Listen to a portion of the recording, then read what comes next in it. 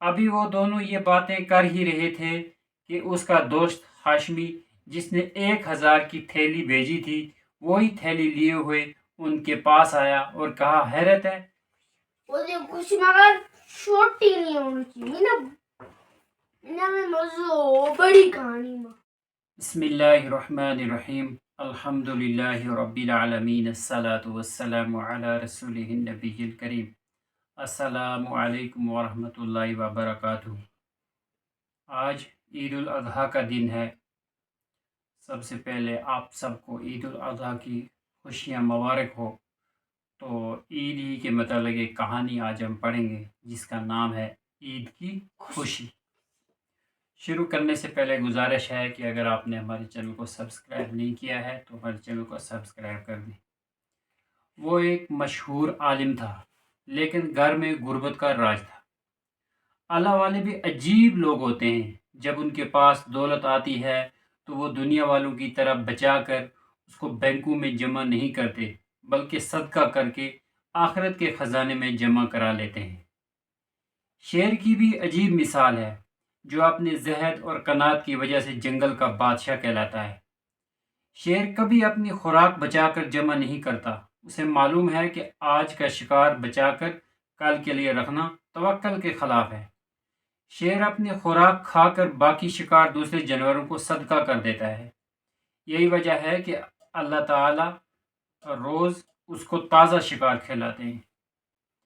الغرض عید قریب تھی اور عالم کے بچوں کے پاس سوائے پھٹے پرانے کپڑوں کے نیا لباس نہیں تھا۔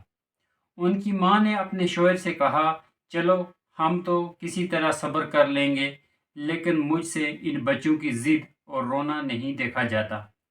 کہیں سے کچھ رقم 40-50 درہم کا انتظام کر لو تاکہ ان بچوں کے عید کے کپڑے سی دوں۔ بات معقول تھی۔ اس عالم کے 2 دوست تھے۔ اس نے اپنے ایک دوست ہاشمی کو پرچہ لکھ کر بھیجا کہ عید قریب ہے، ہو سکے تو کچھ درہم بھیج دو۔ سبحان اللہ، یہ رکا جانا تھا کہ دوست نے 1,000 درہم کی تھیلی اپنے جگری دوست کو بھیج دی۔ وہ عالم اس نعمت غیر پر حیران رہ گیا اور شاندار عید کا پروگرام بنانے لگا۔ لیکن ابھی اس نے یہ خوشخبری بیوی کو بھی نہ دی تھی کہ دوسرے دوست کا پرچہ آیا کہ عید قریب ہے اور مجھے ضرورت ہے، کچھ رقم بھیج دو۔ بس اب یہ اس عالم کا امتحان تھا، آپ نے اپنی ضرورت پوری کرے یا اپنے مسلمان بھائی کی۔ خوب غور و فکر کر کے اس نے اپنے دوست کی ضرورت کو اپنی ضرورت پر ترجیح دی اور وہ 1,000 درہم کی تھیلی سر بمہر اس کو بھیج دی۔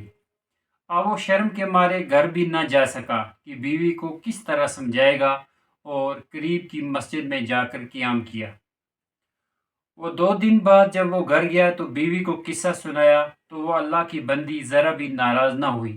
اس نے کہا تم نے اچھا کیا جو اپنے دوست کی ضرورت پوری کر دی، اللہ ہماری ضرورت پوری کرے گا۔ ابھی وہ دونوں یہ باتیں کر ہی رہے تھے کہ اس کا دوست ہاشمی جس نے 1,000 کی تھیلی بھیجی تھی وہی تھیلی لیے ہوئے ان کے پاس آیا اور کہا حیرت ہے، یہ تھیلی میں نے تم کو بھیجی تھی، سچ سچ بتاؤ یہ کیا قصہ ہے، یہ میرے پاس کیسے پہنچی؟ عالم بھی حیران رہ گیا اور سارا قصہ بیان کر دیا۔ ہاشمی دوست مبہوت بنا ہوا سخاوت کا یہ قصہ سنتا رہا، پھر اس نے کہا جب تمہارا پرچہ میرے پاس پہنچا تو میرے گھر بھی سوائے اس 1,000 درہم کے اور کچھ نہیں تھا۔ میں نے اپنی ضرورت پر تمہاری ضرورت کو ترجیح دی اور پوری تھیلی تم کو بھیج دی۔ 2 دن بعد میں نے اپنے ایک دوست کو جو تمہارا بھی دوست ہے پرچہ بھیجا کہ عید قریب ہے، کچھ رقم مجھے بھیج دو۔ اتفاق سے اس وقت یہ تھیلی تمہارے پاس سے اس کے پاس پہنچی تھی۔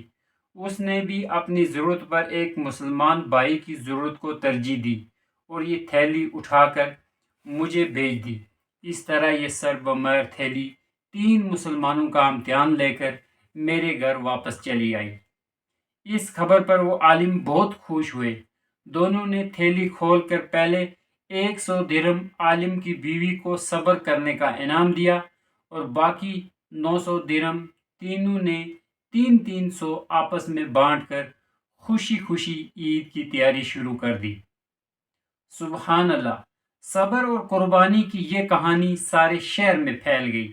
جب یہ خبر خلیفہ مامون رشید کو پہنچی تو انہوں نے تینوں دوستوں کو بلا کر شاباشی دی اور ساتھ ہی 6000 درہم تینوں دوستوں کو اور 1000 اس صابرہ خاتون کو عطا کیے۔ ماشاءاللہ بہت اچھی کہانی تھی۔ ماشاءاللہ بہت اچھا سکون ملے۔ سبحانک اللہم و بحمدک و اشہد ان لا الہ الا انت استغفرک و اتوب الیک۔ سبحان ربک رب العزت عما یصفون و سلام علی المرسلین والحمد للہ رب العالمین۔